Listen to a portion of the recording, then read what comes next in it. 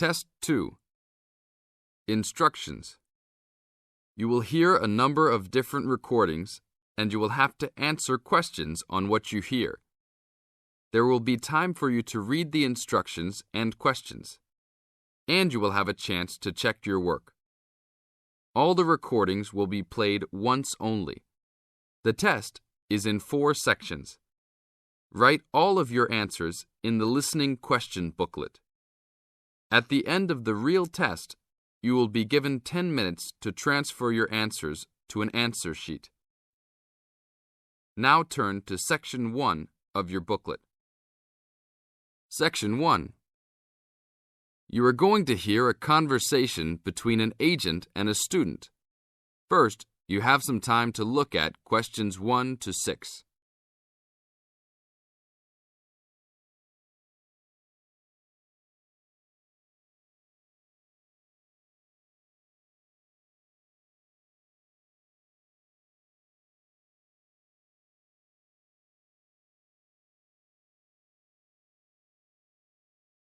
Now listen to the tape and answer the questions.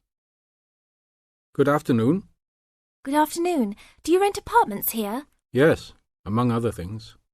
Are you looking to rent an apartment? Maybe, but I think I might actually be more interested in renting a house. Do you rent those as well? Yes, we do.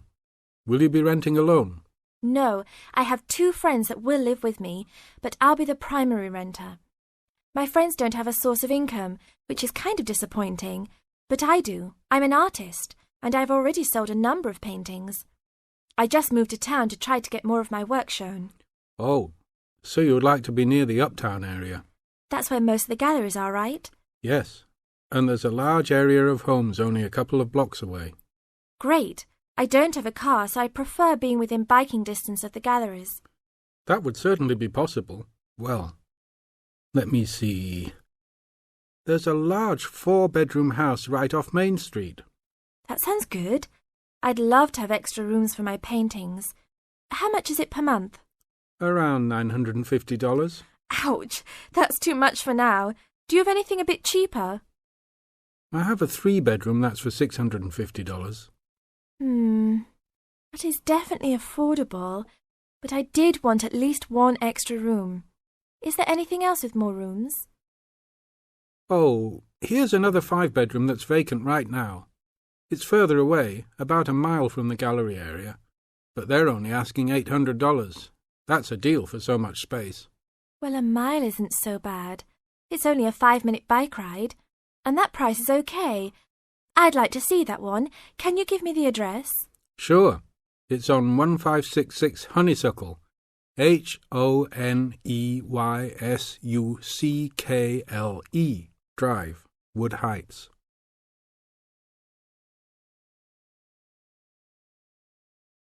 Now look at questions 7 to 10.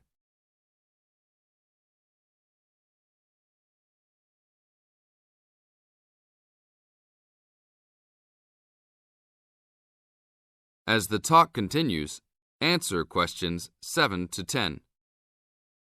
Such a lyrical street name. I like it. Is it furnished? Partially. It has a couch and chairs, a dining table, refrigerator and stove, a wardrobe, a couple of dressers and such, but no beds. Does it have a washer and dryer? It doesn't say here. But why don't you go and take a look? Here's a key. Just bring it back today before 5. We'll do that. An hour or 2 later. Hi, you're back. How did you like it? A lot. But I know why it's listed so low. A couple of windows are broken and they definitely need to be fixed. I'm surprised no one has broken into the house and taken anything. That should be fixed right away. No problem. I'll get a work crew out there today. That should be fixed even if you don't rent it yourselves. Did they have a washer and dryer? No, but I can wash clothes by hand until I find good used ones. There was another thing, though. The tiles in the kitchen floor were broken and lying all over the place. You'd need to put in a new kitchen floor as well. OK, I'll talk about that with the landlord. If you can do those 2 things, then I'll take it as soon as you're ready. This is the end of Section 1. You now have half a minute to check your answers.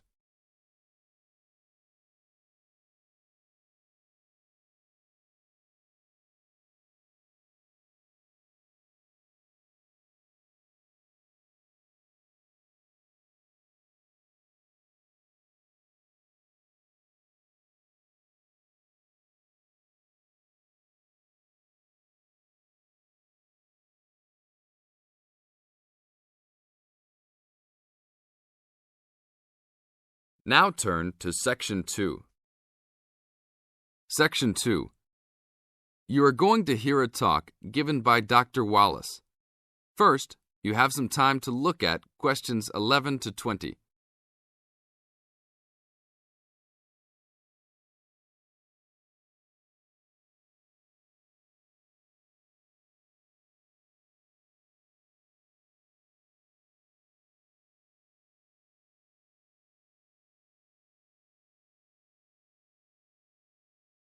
Now listen to the tape and answer the questions. Good afternoon. I'm glad you all found your way here. Now I'd like Dr. Wallace to introduce us to the Arboretum. Good afternoon. Although at first glance the Arboretum may look like a park, it is a research and teaching facility that also provides a place for people to develop a positive relationship with nature. When the University of Wisconsin-Madison purchased the land, mostly during the 1930s, much of it bore little resemblance to its pre-settlement state. Instead, it had been turned into cultivated fields and pastures that had fallen into disuse. The university's Arboretum Committee decided early on to try to bring back the plants and animals that had lived on the land before its development. Though they may not have anticipated it at the time, the committee's foresight resulted in the Arboretum's ongoing status as a pioneer in the restoration and management of ecological communities.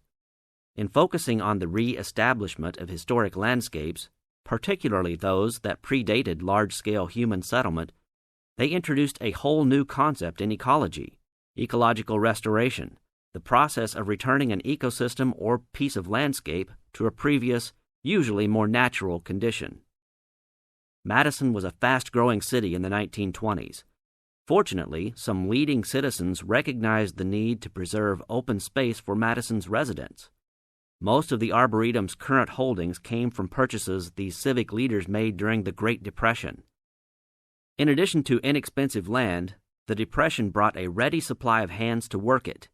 Between 1935 and 1941, crews from the Civilian Conservation Corps were stationed at the Arboretum and provided most of the labor needed to begin establishing ecological communities within the Arboretum.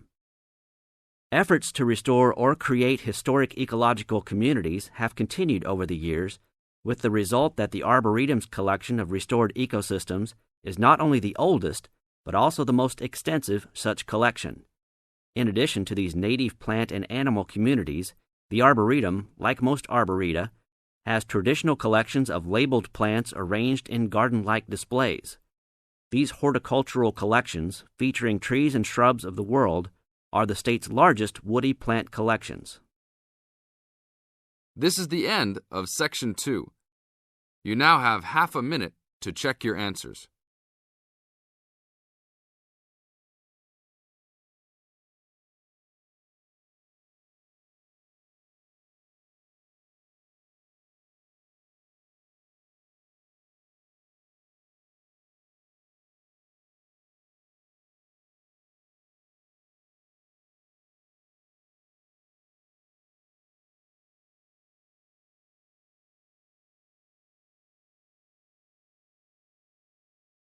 Now turn to Section 3.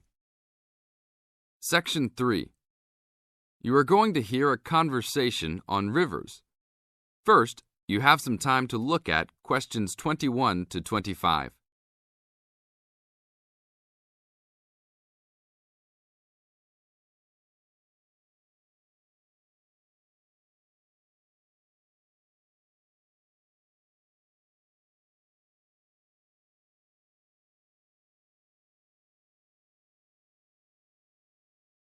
Now listen to the tape and answer the questions.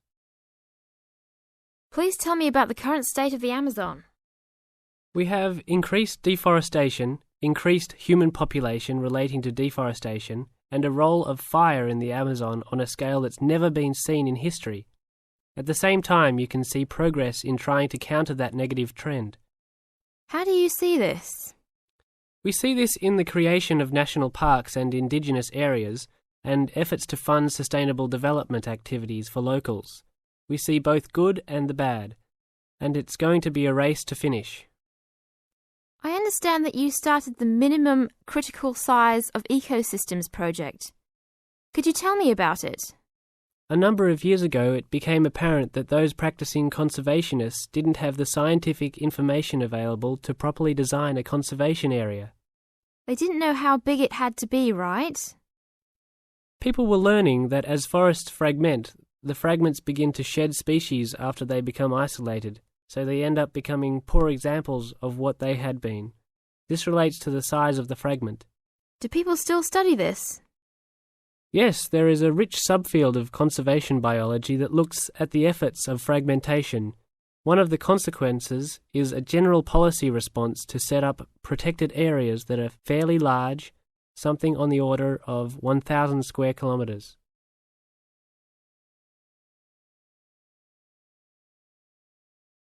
Now look at questions 26 to 30.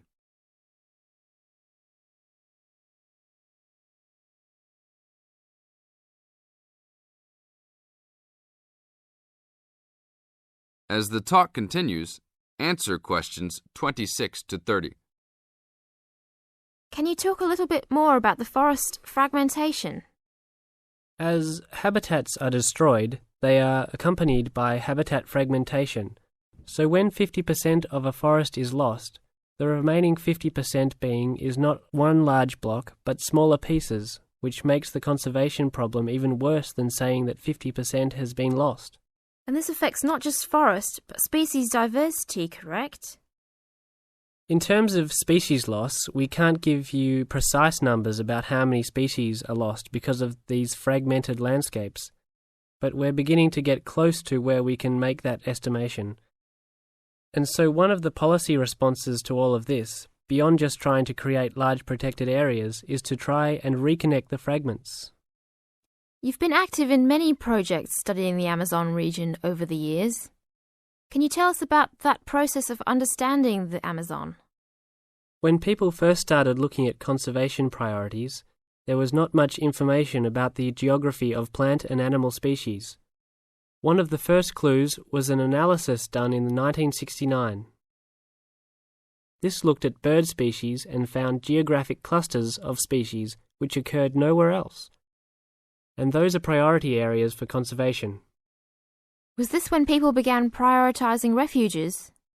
Yes, it was the first time that someone looked basin-wide at priorities, giving priority to so-called refugean areas. Was this when the new trend to use geographic information systems, or a GIS, started? That was in 1990 after we worked out a whole set of biological and conservational priorities and produced a big map using GIS. What are some of the things that GIS does? Well, there are several advantages of using a geographic information system. First, you can continually update the system so that it's now a constantly changing picture. You can actually watch changes. Then you can include large amounts of data, including information about the vectors of development. Roads, railroads, pipelines, hydroelectric projects, etc. And finally, because it is accessible on the internet, it makes this information available to anyone who's interested. This is the end of Section 3. You now have half a minute to check your answers.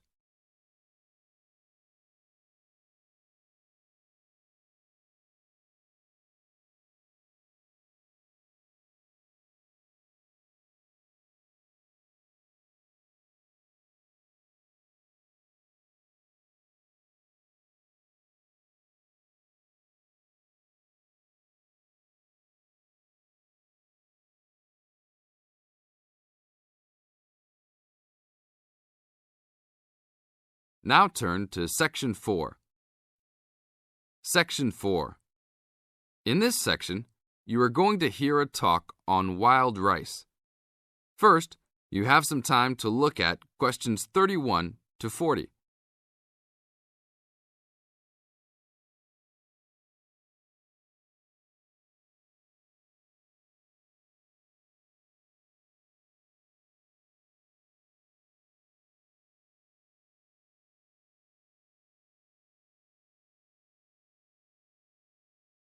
Now listen to the tape and answer the questions. Good morning. Today we'd like to talk about wild rice.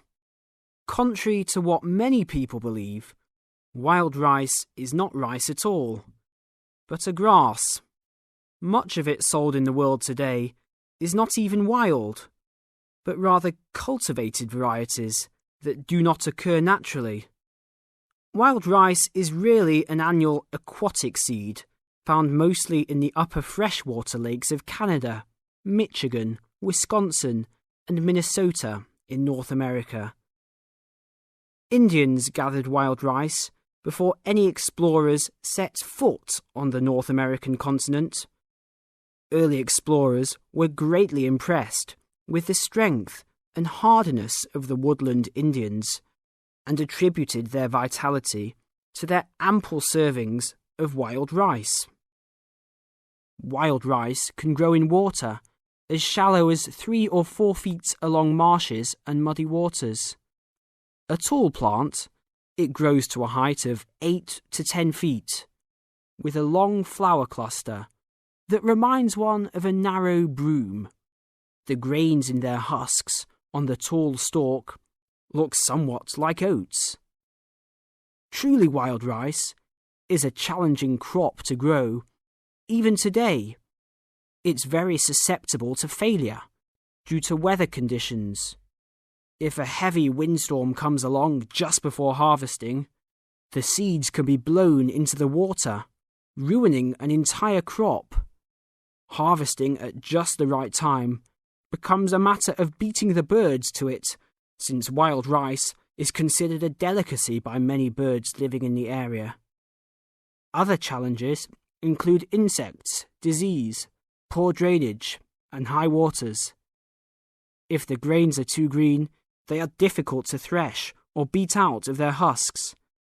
If left on the plant too long, even a few days too long, they fall off the plant into the water. Airboats have brought about recent improvements in commercial harvesting of the wild rice, while newer techniques for parching, winnowing, and hulling have been a help in saving time and labour. Still, it takes about 3 pounds of grass seed to yield 1 pound of wild rice. Buyers should be aware of 2 types of wild rice, gathered and commercial. Foraged or hand-harvested wild rice is gradually being pushed out of the market by hybrid commercial varieties. Hand-harvested wild rice makes up less than 20% of the market today. Heirloom varieties of this foraged grain still exist. In fact, it is the only heirloom grain sold commercially. However, package labels can be deceiving.